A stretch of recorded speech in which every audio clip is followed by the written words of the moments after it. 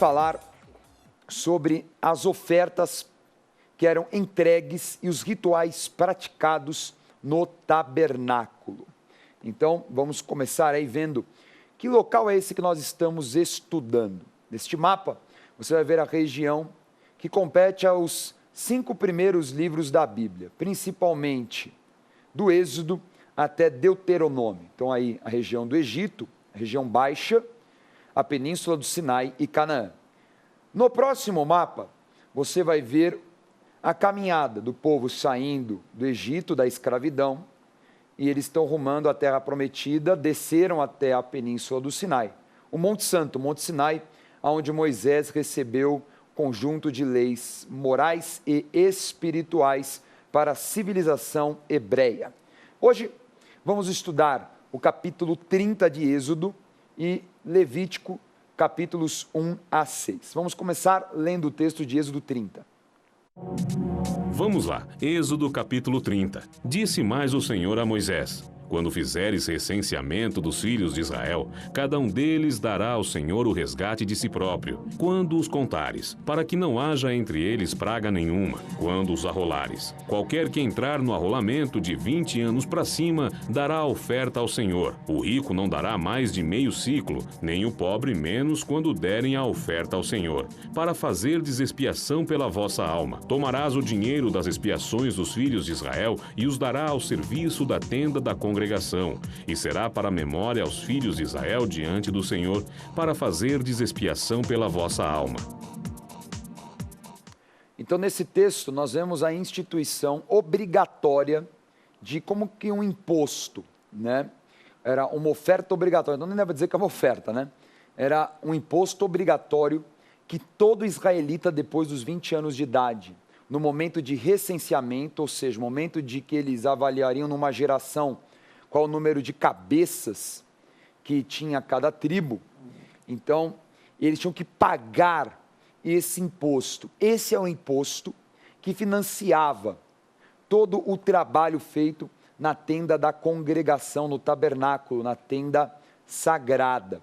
Então esse valor, esse dinheiro era administrado pelos sacerdotes. Assim sendo, o trabalho, a adoração a Deus era perpetuado de geração em geração. Então, antes de falarmos da oferta, já vamos falar daquilo que é obrigatório, né? E tem leis que não que nós somos obrigados a entregar. Vamos dar um exemplo, o dízimo, né? O voto que se faz, nada é obrigatório, mas entende-se que é um dever para que haja uma habilitação contra demônios. Então, por exemplo, o dízimo. Eu sou obrigado a entregar o dízimo? Ninguém é obrigado a absolutamente nada. Aliás, tudo é lícito e tem coisas que convêm e tem coisas que não convêm. Agora, a pessoa tem que ter consciência que, por exemplo, a não entrega do dízimo habilita malignidades. A Bíblia traduz no nome do devorador, que é um tipo de gafanhoto, que destrói a colheita e ainda semeia a destruição na colheita. Então aqui nós vemos um imposto obrigatório e Deus falava que tinha que entregar para que eles estivessem cobertos, senão eles morreriam. Então ali haveria uma sentença de morte, caso essa pessoa, que já tinha mais de 20 anos de idade, ou seja, era colocada como uma adulta, consciente, deveria pagar aos sacerdotes. Ok? No caso, os filhos de Arão. E esse detalhe que você colocou, maduras, adultas, eram obrigadas. Então é uma questão até de maturidade também, das pessoas entenderem. Porque nós vemos o livro de Malaquias, quando fala sobre o dízimo, fala que é o quê? Pertence ao Senhor. Então não é obrigatório, não é compulsório, mas é algo que não nos pertence, pertence ao Senhor. Então a gente, com sabedoria e maturidade, deve entregar, sem dúvida. E agora vamos entrar na parte das ofertas. Vamos retomar esse ponto, não que elas fossem obrigatórias, mas também, se o indivíduo não fizesse, ele estaria em brecha e em algumas situações poderia levar até a morte. Então vamos ler o conceito que está em 1 Pedro, tá? Ainda que seja no Novo Testamento, mas explicava o porquê de ofertas de sacrifícios de animais. Vamos ler. Vamos lá. Primeira carta de Pedro, capítulo 1, versículos 17 a 19. Ora, se invocais como Pai aquele que, sem acepção de pessoas, julga segundo as obras de cada um, portai-vos com temor durante o tempo da vossa peregrinação, sabendo que não foi mediante coisas corruptíveis, como prata ou ouro, que fosses resgatados do vosso fútil procedimento que vossos pais vos legaram, mas pelo precioso sangue, que como de cordeiro, sem defeito e sem mácula, o sangue de Cristo. Pergunta, Bispo G, baseado nesse texto que nós lemos agora, por que tinha que sacrificar um animal em oferta a Deus por algum motivo específico? Bom, nós temos que entender, inclusive, a época, né? Porque isso não é algo recente. Por volta de 3.500 anos atrás, foi instituído esse derramar. Era vida por vida, era sangue por sangue. Então, o que ocorre? Aquele que vai trazer uma vida, entregar, ele teria que dar a mesma oferta que a pessoa mais rica que existisse. Então, era colocado, obviamente, havia classe social, um levaria, às vezes, uma pombinha, uma rola como oferta, ou assim por diante. Mas o valor, para todos eles, era um único, que era a vida. Era o derramar de sangue para que não fosse derramado o sangue da pessoa e não houvesse condenação sobre a vida dela. Então, tem esse preço, o preço de vida. Esse texto que nós lemos exatamente, o sacrifício que Cristo fez definitivamente. Assim, não precisando mais nós sacrificarmos, né, esses animais e assim por diante. E aqui ele cita, né, coisas corruptíveis. Então, o que ocorre? Às vezes, né, obviamente aquilo era o momento. Outras coisas poderiam ser corruptíveis, coisas que se corromperiam. Mas, para aquele momento, essa entrega de vida, de sangue derramado, tinha um preço, esse preço era alto. Então, eles tinham todos ter e fazer parte dessa, vamos dizer, oferta que era entregue, o derramar de sangue. Por isso que o termo, né, que ele comprou, né? Ele comprou a salvação, o resgate do mundo com o seu sacrifício. Há um detalhe interessante que o sacrifício de animal, ele não foi algo que primeiramente o homem fez. Deus fez primeiro, antes do homem. Vamos lembrar quando nós falamos em Gênesis, que quando o homem e a mulher foram expulsos do paraíso, eles receberam peles de animais para cobrir o corpo deles, cobrir a nudez, a vergonha. Então nós subentendemos que os animais foram mortos para que aquela pele cobrisse tanto Adão como Eva. Então nós vemos já Deus sendo a primícia, né? Realizando esse sacrifício e mostrando, né, ali o sangue derramado de animais cobrindo o pecado de Adão e Eva, não é? E assim trazendo também a proteção física, a proteção da vergonha, porque o pecado ele gera, né, a vergonha, a morte, assim por diante. Nós vamos agora, nessa próxima fase, falar de 12 leis. O número é um pouquinho assustador, falou 12, parece que vai ter muito tópico, né? Nossa, 12 tópicos e tal. Não, vai ser rápido.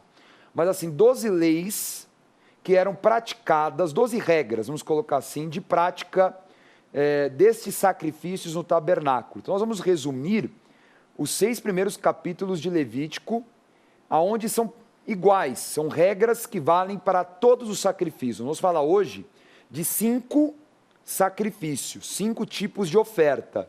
Mas nós vamos começar com 12 regras que valiam para qualquer um destes tipos de oferta, beleza? Então vamos embora, vamos começar com Levítico capítulo 6.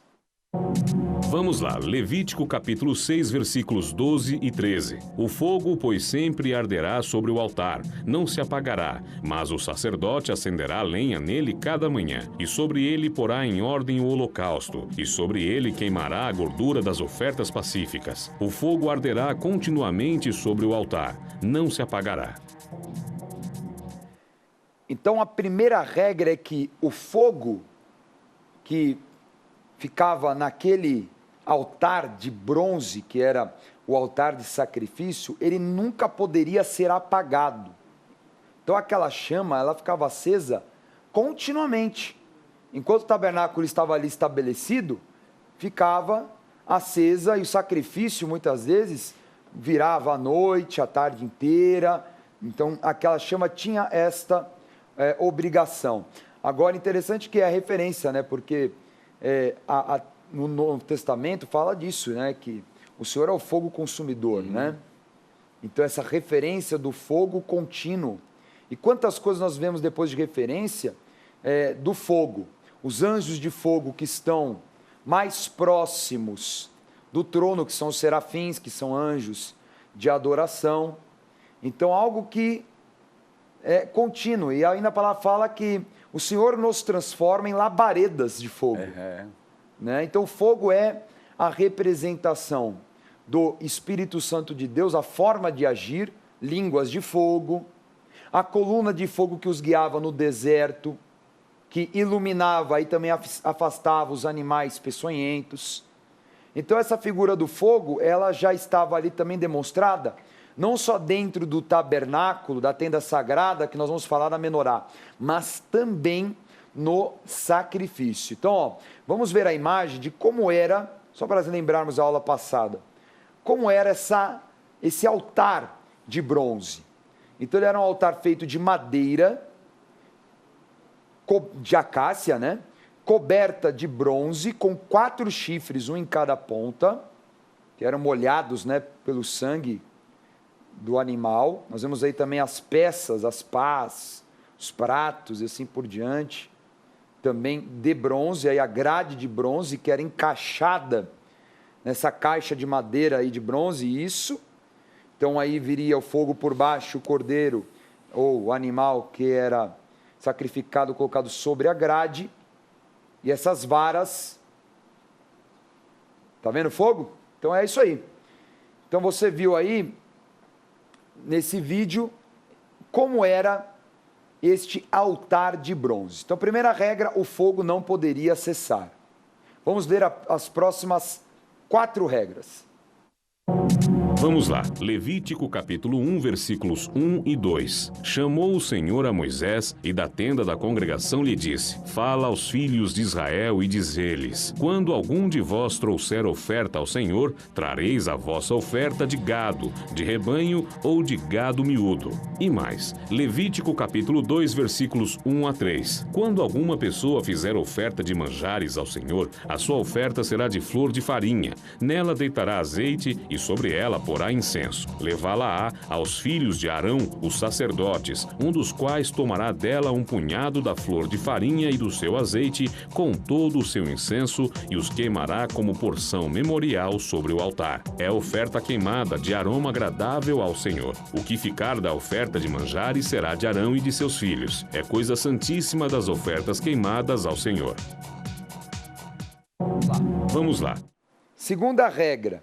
Somente os filhos de Arão poderiam realizar o serviço no tabernáculo.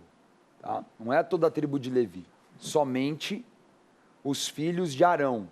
Lembrando que Arão foi o sacerdote escolhido, nós vamos explicar isso na próxima aula, porque o bordão dele floresceu e a família de Arão, de toda a tribo de Levi, foi escolhida para perpetuamente, para sempre, oficiar dentro do tabernáculo. Terceira regra, a oferta teria que ser gado ou ave, ou ainda cereal. E o cereal deveria ser moído. Lembrando que esses animais deveriam ser sem defeitos. Então não poderia ser manco, não poderia ter manchas, não poderia ter algum defeito. Quarto, a oferta, quando ela era colocada, né, o animal, o cereal, enfim, em cima da grelha, ela ficaria ali até ser completamente consumida e ficar em cinzas. Então tem sacrifícios que, por exemplo, a oferta que nós vamos falar daqui a pouco, queimada, tinha que ser o animal inteiro ali, em pedaços, mas tinha que ser o animal inteiro consumido pelo fogo. Temos outras ofertas que são partes dos animais, como rins, fígado e a gordura. Então, o resto do animal era ou comido pelos sacerdotes, os sacerdotes tinham direito, ou as partes que não poderiam ser comidas, elas eram jogadas fora, aliás, bem distante do acampamento. Então, colocou ali na grelha, tinha que aguardar aquele material ser completamente consumido pelo fogo.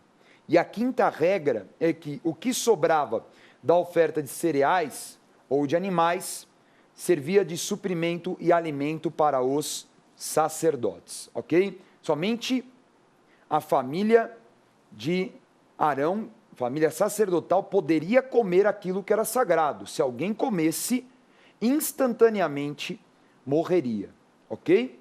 Vamos ver agora a próxima regra.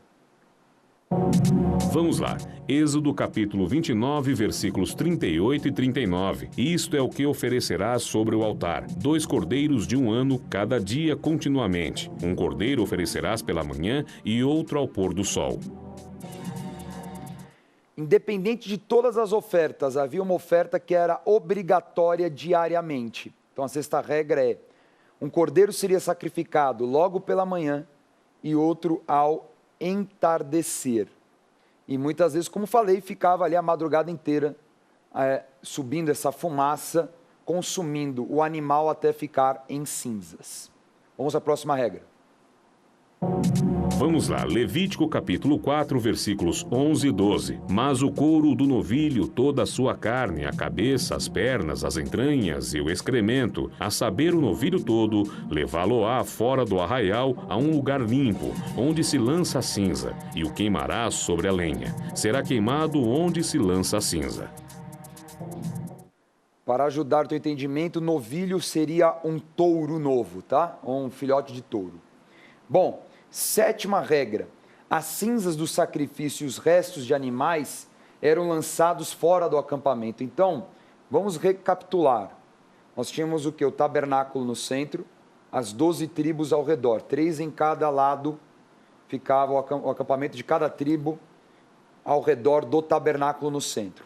Fora esse grande acampamento de todas as tribos, tinha um lugar santo e sagrado, né? Um lugar sagrado, é claro. Se é santo, é sagrado, né, Bispo G? Que eles lançavam todas as cinzas dos animais ali que foram consumidos e também lançavam os pedaços de animais que não participavam do ritual específico de oferta, tá? Então essa era a prática que os sacerdotes tinham continuamente. Vamos agora à próxima regra.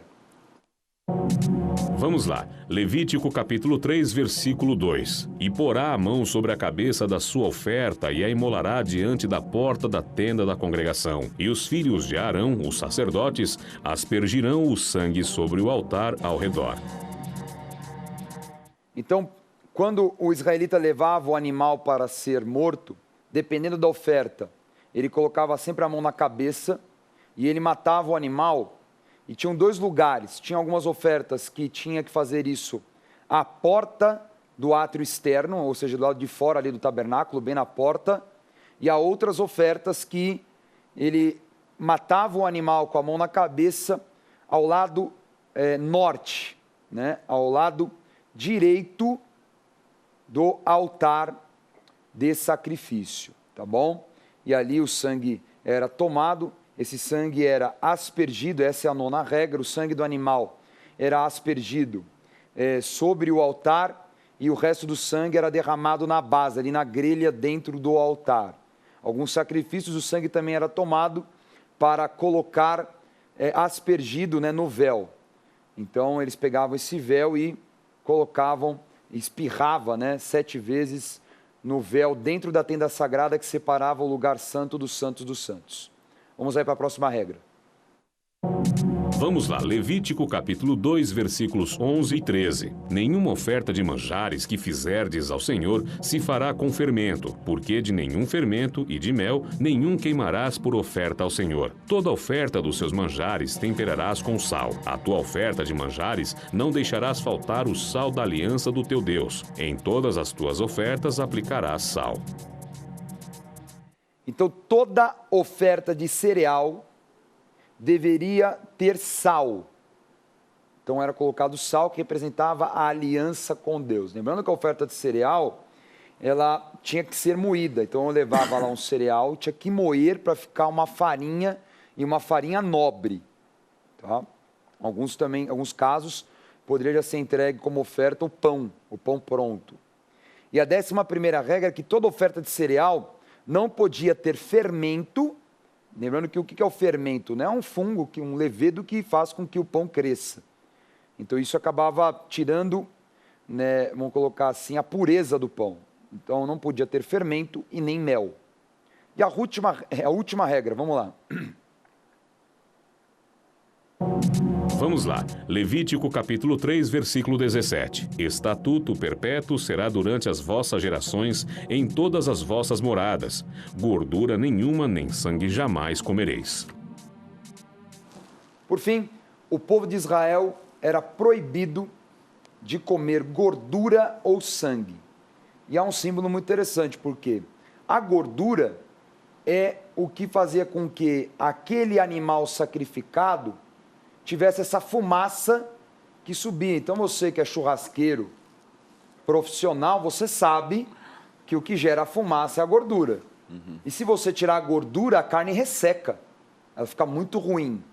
Então, por que sobe aquela fumaça e o fogo embaixo continua? Porque a gordura ela vai caindo ali no carvão, na lenha, enfim, e aí vai subindo a fumaça e vai assando a carne com a própria gordura da carne. Então, a gordura não poderia ser comida, também por um princípio de saúde, porque a gordura faria mal no deserto. Você já teve a experiência de comer muita gordura e tomar sol na cabeça, você sabe como é que você fica. Você fica bem mal. Então, havia um cuidado duplo aí. Então, não poderiam de forma alguma a gordura. Até uma referência que a glória do Senhor ficava sobre o tabernáculo todo o dia, que era a coluna de fumaça. E olha como é interessante isso, porque no sacrifício o que subia? Fumaça, não é? Então ele recebia aquela fumaça, então mais uma alegoria, né? Alegoria significa mais uma representação de como se relacionava essa oferta com Deus de uma forma, vamos dizer assim, física. E o sangue, que simboliza exatamente o que o bispo Jean ensinou, era uma vida pela outra. O sangue derramado para justificar o sangue da outra vida. Então, assim, nós terminamos esta fase das 12 regras para todo tipo de sacrifício realizado no tabernáculo. Bom, agora nós vamos falar das 5 ofertas. Os 5 tipos de oferta que eram realizados ali no tabernáculo. Então, nessa imagem, vamos falar a primeira oferta, a oferta queimada, também chamada oferta de sacrifício. Então, você leia depois Levítico 1, era uma oferta que poderia ser de um touro jovem, um carneiro, ou uma cabra, ou um pombo, ou uma rolinha. Era um animal macho sem defeito. Esse animal era morto no lado direito, né, ao lado norte do altar. O animal deveria ser completamente queimado, todas as partes do animal, em pedaços. Nada poderia ser cozido ou comido pelos sacerdotes. E essa oferta simbolizava o quê? Uma adoração, submissão, entrega, reconhecimento de que Deus era o Senhor. Vamos ler a carta aos Romanos. Vamos lá, Romanos capítulo 12, versículo 1. Rogo-vos, pois, irmãos, pelas misericórdias de Deus, que apresenteis o vosso corpo por sacrifício vivo, santo e agradável a Deus, que é o vosso culto racional. E mais, Salmos capítulo 51, versículo 17. Sacrifícios agradáveis a Deus são o espírito quebrantado, coração compungido e contrito. Não desprezarás, ó Deus. Vamos fazer então a ligação do Novo com o Antigo Testamento. Então nós vemos aí a passagem de Salmos por Davi e depois Romanos por Paulo. Então, conectando os dois, eles falam qual que é o sacrifício agora do homem? É o culto racional, não é? É o coração na presença de Deus, é o desejo de estar mais perto de Deus. A relação não é mais agora de um animal sacrificado, que só o sacerdote poderia fazer, mas agora o sacrifício de Cristo nos deu a condição de nós tornarmos o nosso corpo um sacrifício a Deus, vencendo o pecado, nos consagrando e assim justificados por Jesus Cristo. E o interessante é o que Paulo fala a Timóteo. Ele fala, eu me entreguei como libação, como uma oferta de sacrifício pelo Evangelho, combati o bom combate, guardei a fé. Então Paulo ensinando o quê? Que o dever de todo cristão é realmente se entregar à vontade de Deus, ao trabalho, à pregação do evangelho, a cumprir o seu chamado, mediante o talento que Deus te deu, esse agora é o sacrifício de todo homem. E a libação, Dani, ela era um derramar, né, da gordura. Então, assim, no aspecto da oferta, não seria a parte mais cara, a mais, entendeu? Vamos dizer assim... Nobre. Uhum. E ele se coloca na parte mais humilde da oferta, dessa entrega, né, o apóstolo Paulo. Vamos ver agora a próxima oferta, é a oferta de cereais. A oferta de cereais está em Levítico capítulo 2, ela é uma oferta de primícias, então tinha que ser a primeira colheita de cereais. O cereal deveria ser moído como uma farinha e queimado com azeite e incenso. O pão, se fosse o caso de vez a farinha ser entregue já ao pão, o pão deveria ser sem fermento com azeite, assado em grelha ou frigideira. E representava a gratidão. Gratidão pela prosperidade, pelo suprimento. Então nós vemos em João capítulo 6, vamos lá, conectando com o Novo Testamento. João 6, antes de realizar o milagre da multiplicação dos pães e dos peixes, o que Jesus faz? Jesus dá graças. Jesus pega aquele pão, ele parte e ele fala, ó, Senhor, eu te agradeço por esse pão. E ali vem a manifestação do milagre da multiplicação. Então, o povo de Israel entregava esta oferta de primícias, já prevendo a multiplicação, a bênção do Senhor que viria no restante da colheita. E tem mais, nesse mesmo capítulo de João, Jesus fala, eu sou o pão da vida. E o que é o pão da vida? A palavra que nos alimenta, a palavra que nos fortalece. A fé vem pelo ouvir e ouvir a pregação, ouvir a palavra de Deus. E detalhe, Jesus fala para os apóstolos, ó, vocês recolham os pães que sobraram. E sobraram 12 cestos de pães. Então Jesus não só multiplicou o pão fisicamente, mas ali havia um símbolo, uma alegoria, de que a multiplicação dos pães continuaria através dos apóstolos. Porque peixe não sobrou. O detalhe é esse, peixe não sobrou, sobrou só pão. E ele falou, eu sou o pão da vida. E agora a igreja, os 12 apóstolos, eles vão continuar a multiplicar esse pão, são os 12 cestos. E é engraçado que assim, né? O Senhor não faz nada 2 vezes se não seja necessário. E ele faz 2 multiplicações de pães. E de repente, um horário que ele está indo para o outro lado do mar da Galileia, aí o Senhor fala, cuidado com o fermento dos fariseus. E aí um deles responde, acho que é porque nós esquecemos o pão. Imagina se Jesus ficou bravo. Primeiro sinal, segundo sinal, multiplicação para eles, o sobrar. Eles estarem no controle disso, eles repartiam e multiplicavam. E agora estavam preocupados com o pão e foram falar alto, né? Porque Jesus ouviu. Aí Jesus dá uma dura. Será que vocês não aprenderam ainda? Fiz o primeiro milagre. Quantos sobraram? 12. Fiz o segundo milagre. Quantos vocês sobraram? 7. Ainda não aprenderam? Então, quer dizer, faltava ainda neles entender que eles eram os que iriam dar continuidade a todo esse processo de multiplicação. Glória a Deus que cai a ficha depois, né? E a referência do pão aqui é um pão sem fermento. E Jesus falando contra o fermento dos fariseus.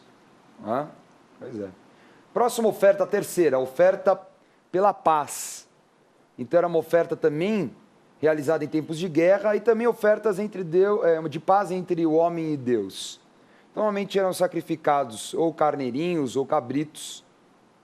Então era uma oferta que você pode ler depois em Levítico capítulo 3. Vamos ler a passagem de Colossenses, que é a nossa conexão com essa oferta. Vamos lá, Colossenses capítulo 1, versículos 19 e 20. Porque aprove a Deus que nele residisse toda a plenitude, e que, havendo feito a paz pelo sangue da cruz, por meio dele reconciliasse consigo mesmo todas as coisas, quer sobre a terra, quer nos céus. Então esse carneiro ou cabrito, que no caso foi sacrificado, era o símbolo exatamente de Cristo. Que trouxe, o termo é maravilhoso, né? Reconciliação entre Deus e o homem.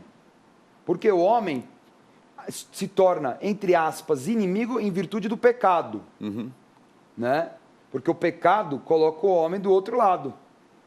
Agora, quando o homem é santificado, limpo, então ele vive essa reconciliação, a paz. A paz entre ele e Deus. A próxima oferta é a oferta pelo pecado. Então, parece um pouco parecido, no final as duas ofertas parecem parecidas, mas preste muita atenção. A oferta pelo pecado, que está em Levítico 4, ela traduz mais pecados, crimes contra Deus. Então, por exemplo, a pessoa deixou de prestar um culto, a pessoa feriu a santidade, blasfemou e assim por diante. Então nós vemos aí, partes do animal eram queimadas, tá? Algumas partes, não era todo animal, era o rim, era o fígado, com a gordura e com o sangue. O restante era cozido para os sacerdotes se alimentarem. Os sacerdotes pegavam o sangue e lançavam sobre o véu dentro da tenda sagrada e molhavam as pontas do altar. Agora, cada posição social sacrificava um animal, e essa é uma oferta muito específica, porque são crimes contra Deus. Então, por exemplo, o príncipe tinha que sacrificar um bode, né, uma autoridade política importante.